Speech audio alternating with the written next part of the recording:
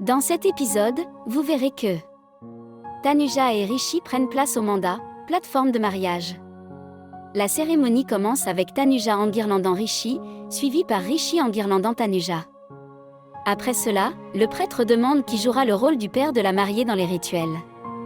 Raj s'avance et dit « Je le ferai, parce que Maleka est comme ma fille ».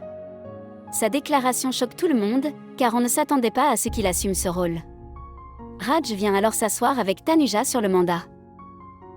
Alors que Raj s'installe, Tanuja le rapproche et lui murmure « Comment puis-je organiser ce mariage ?» Cela a lieu, mais Maleka n'est pas encore arrivée. Raj la rassure en disant « C'est Maleka elle-même qui m'a demandé de m'asseoir ici et m'a dit que tu devrais rester ici jusqu'à son arrivée. » Avec cette assurance, Tanuja reste assise tranquillement, même si elle est visiblement inquiète. Les rituels continuent et arrive le moment où Rishi attache le Mangal Sutra, collier sacré, autour du cou de Tanuja. Alors qu'ils commencent à prononcer leur vœu de mariage, Tanuja commence à avoir de faibles souvenirs de sa vie passée, en particulier de la façon dont elle et Rishi, en tant que Tanu et Rishi, s'étaient mariés. Les souvenirs sont flous mais suffisamment puissants pour lui faire ressentir un lien profond avec le moment présent. Le prêtre demande alors à Rishi de tenir la main de Maleka pour le prochain rituel. Sans s'en rendre compte, Rishi, pensant que c'est Maleka à côté de lui, tend la main et tient la main de Tanuja.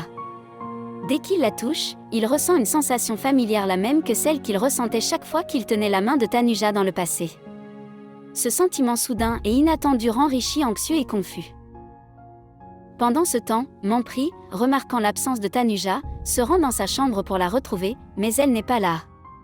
Il retourne au Manda, où Ahana lui demande « Où es-tu allé ?» Il répond évasivement « Où puis-je aller ?»« Qui cherchez-vous ? Qui a votre attention ?» Essayant de détourner ses soupçons, Manpri rassure Ahana « Comment pourrais-je voir quelqu'un d'autre que toi ?» Même si ces paroles la calment un instant, un sentiment de malaise persiste.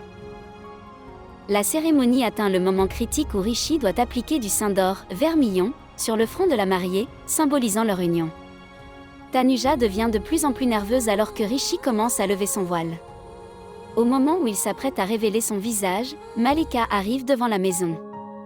Un serveur la voit et s'exclame « Madame Maleka, vous êtes là ?» Mais qui est assis au Manda en train de se marier avec Rishi ? Choquée, Maleka se précipite à l'intérieur, mais dans sa précipitation, elle trébuche sur des fils, provoquant l'extinction de toutes les lumières de la maison. Elle tombe au sol alors que l'obscurité enveloppe le Manda. Dans l'obscurité, Raj rejette le besoin de lumière en disant « Quel est le besoin de lumière ?» Rishi, vas-y et applique le sein d'or. Ignorant la véritable identité de la mariée, Rishi lève le voile et applique le sein d'or. Cependant, il ne parvient toujours pas à voir de qui il s'agit. Après avoir appliqué le sein d'or, Rishi frappe une allumette pour avoir une meilleure vue. Alors que la flamme s'anime, il est choqué de voir Tanuja assise devant lui, réalisant qu'il vient de l'épouser au lieu de Maleka. Le prêtre annonce que le mariage est terminé et qu'à partir de ce moment, Rishi et Tanuja sont mari et femme. Rishi, abasourdi et en colère, regarde Tanuja et s'exclame « Tanuja !» Toute la famille, témoin de la tournure inattendue des événements, reste incrédule, leur visage reflétant un mélange de choc et de confusion alors qu'ils sont aux prises avec la réalité de ce qui vient de se produire.